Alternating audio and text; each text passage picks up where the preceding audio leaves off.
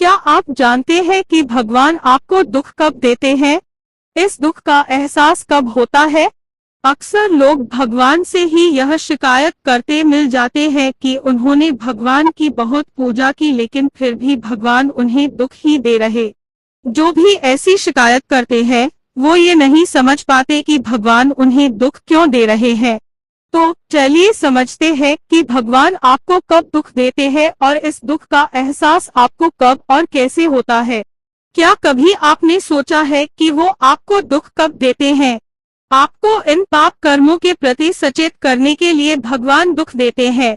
वह जानता है कि जब आप दुख में होंगे तभी भगवान को याद करेंगे। उस वक्त वो सबसे अधिक आप पर ही विचार कर रहे होते हैं। आपको दुख का एहसास कब होता है? क्या आप जानते हैं कि भगवान आपको दुख कब देते हैं? इस दुख का एहसास कब होता है? जीवन में सुख और दुख तो लगा ही रहता है, लेकिन इंसान होने के नाते हमें जब भी दुख मिलता है तो हम भगवान को दोष देना शुरू कर देते हैं। हम बार बार भगवान से शिकायत करना शुरू कर देते हैं कि वो हमें इतना दुख क्यों दे रहे, वो हमारी प्रार्थना क्यों नहीं सुन रहे। लेकिन क्या कभी आपने सोचा है कि वो आपको दुख कब देते हैं? चलिए समझते हैं इससे जुड़े कुछ कारण। भगवान आपको दुख कब देते हैं?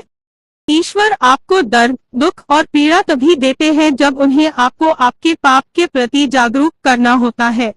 ये दुख आपको आपके संचित पाप कर्मों के कारण अथवा वर्तमान में की जाने वाली गलतियों के कारण मिलते हैं। आप ये पाप कर्म करते जाते हैं और परिणाम के बारे में नहीं सोचते। आपको इन पाप कर्मों के प्रति सचेत करने के लिए भगवान दुख देते हैं, जो आपके कर्मों का ही परिणाम होता है।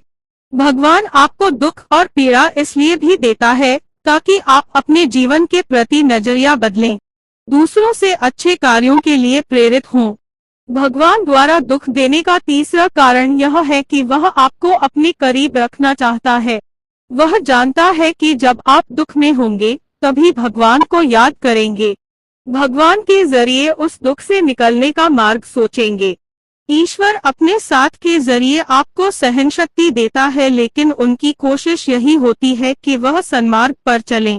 वह चाहते हैं कि आप उनके प्रति ऐसा समर्पण रखें कि उनके और आपके बीच अटूट रिश्ता बन जाए।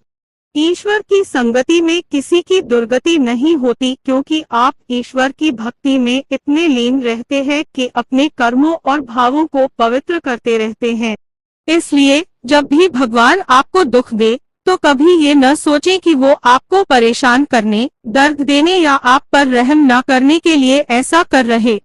आप ये सोचें कि उस वक्त वो सबसे अधिक आप पर ही विचार कर रहे होते हैं और चाहते हैं कि आप अपने बुरे कर्मों को जल्द से जल्द खत्म कर दें ताकि अपना अच्छा भविष्य तैयार कर सकें। आपको दुख का एहसास कब होता है? भगवान दुख तो देते हैं, लेकिन इस दुख का एहसास होना कब शुरू होता है? कई लोग दर्द को ही दुख समझ लेते हैं। दुख का जुड़ाव भावनाओं से होता है और दर्द का बुद्धि से।